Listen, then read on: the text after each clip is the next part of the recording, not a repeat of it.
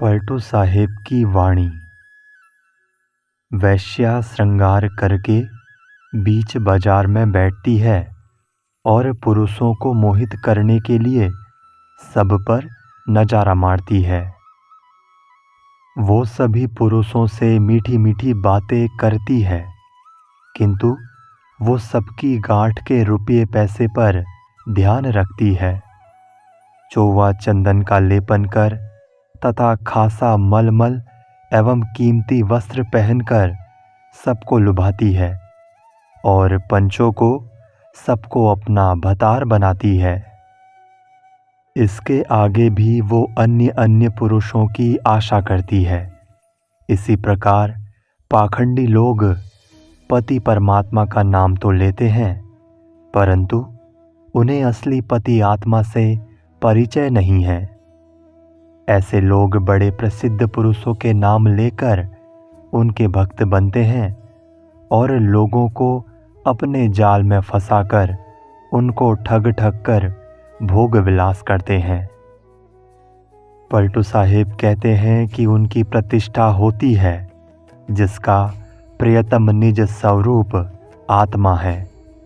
वैश्या के समान नाना देवी देवताओं में उलझे हुए लोगों का महत्व नहीं है। जिनके मन में भोग सम्मान के लोभ लालच की आंधी चलती है, वे व्यर्थ में साधु का वेश धारण करते हैं। ऐसे लोग सद्गुरु की सेवा नहीं करते। वे सबके पास पहुंचकर अपने मुंह से अपनी बड़ाई करते हैं। वे खा पी कर मुष्टंड बने सबसे लड़ने में आगे रहते हैं। वे लोगों को कटु वचन कहते गाली गलौज देते हैं। उन्हें सत्य पथ पर चलने का कोई ध्यान नहीं रहता और बुराई से भय नहीं करते। वे कहते हैं कि हम ही सच्चे त्यागी संत हैं, हमारे सामने दूसरा कोई नहीं है। वे सिद्ध बने अपने आशीर्वाद से सबकी कामनाएं पूरी करने का ढोंग करते हैं और उनके विश्वास का दुरुपयोग करते हैं। ऐसे लोग अपने मन को अपना शिष्य नहीं बनाए, उसे अपने वश में नहीं किए और स्वयं सद्गुरु बनकर दूसरों को तारने का दिखावा करने लगे। पलटू साहेब कहते हैं कि ऐसे लोगों के मन में सांसारिक कामनाओं की आंधी चलती रहती है। वे व्यर्थ ही साधु का बाना पहन लिए हैं। जब तक फिक्र फटी नहीं, मन की चिंता पूर्णतया मिटी नहीं, तब तक फकीरी व्यर्थ है। मन में मान बढ़ाई का लोभ लगा है, अहंता ममता में उलझा है और मन दोनों तरफ भाग रहा है। दुख सुख संपत्ति और विपत्ति दोनों तरफ चिंता लगी है। जीने की लालसा लगी है, मरने का भय त्याग नहीं सका है। मन में कामना है कि पैसे कैसे आवे, रात दिन धन दौलत पाने की ही कल्पना मन में चलती रहती है। शत्रु को दुख देने का प्रयत्न करता है और मित्र में ममता करता है। पलटू साहेब कहते हैं कि मन में दुनियादारी की चिंता लगी है और जीवन रो रो कर बिता रहे हैं। अतएव जब तक मन से चिंता दूर नहीं हुई, साधुता खोई हुई है। चेतावनी। हे पगली, तू असावधानी में पड़ी क्यों सोती है? वसंत ऋतु की बहार बीती जा रही है, किंतु तुम्हारा पति तुम्हारे घर में नहीं आ सका।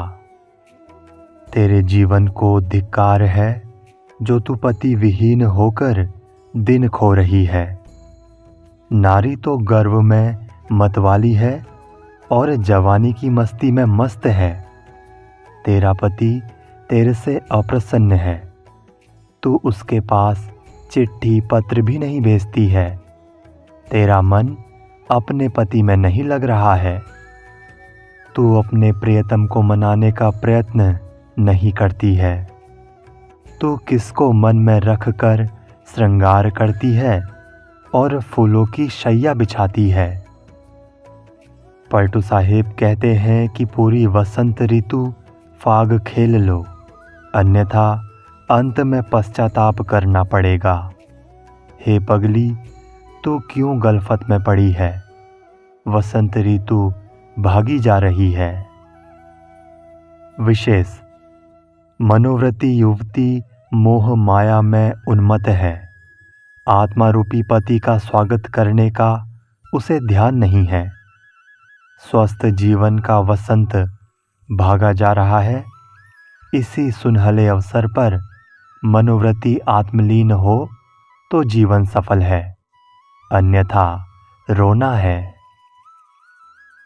जल्दी फाग खेल, वसंत ऋतु बीती जा रही है। नया वसंत लगने का समय निकट आ गया है। शरीर छूटने का समय समीप आ रहा है। ये कल्याणप्रद मानव शरीर मिला है। अपना नौबत नगाड़ा बजा लो, साधना करके कल्याण कर लो। घूंघट खोलकर खेलो। फागुन में लज्जा करने का नियम नहीं है। लोक लज्जा छोड़कर भक्ति एवं साधना करो। जो कुलकानी की लज्जा एवं झूठी मर्यादा में फंसा रहेगा, उसका स्वप्न में भी कल्याण नहीं होगा।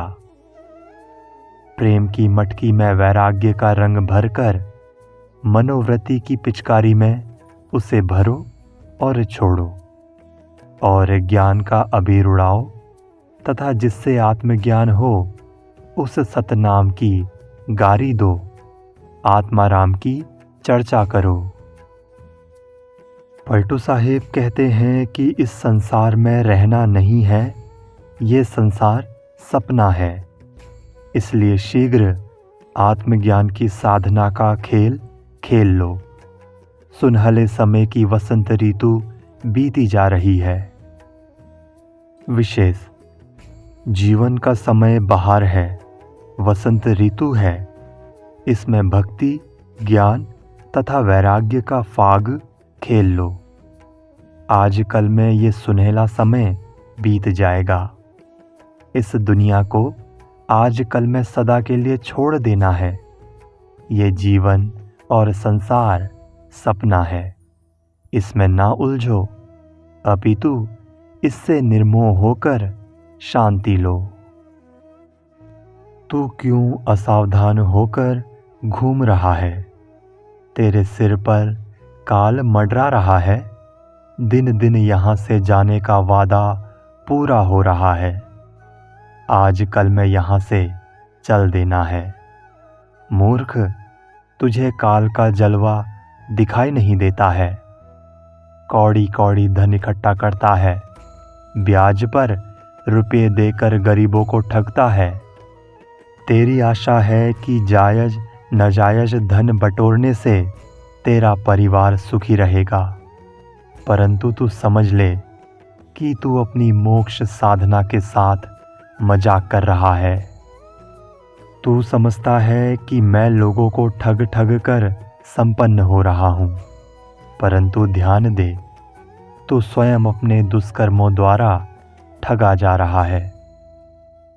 आत्मज्ञान जो संजीवनी बूटी है, जिसमें स्थित होने से अमृत पद की प्राप्ति होती है, उसको छोड़कर तू विषय वासना रूपी विष खा रहा है।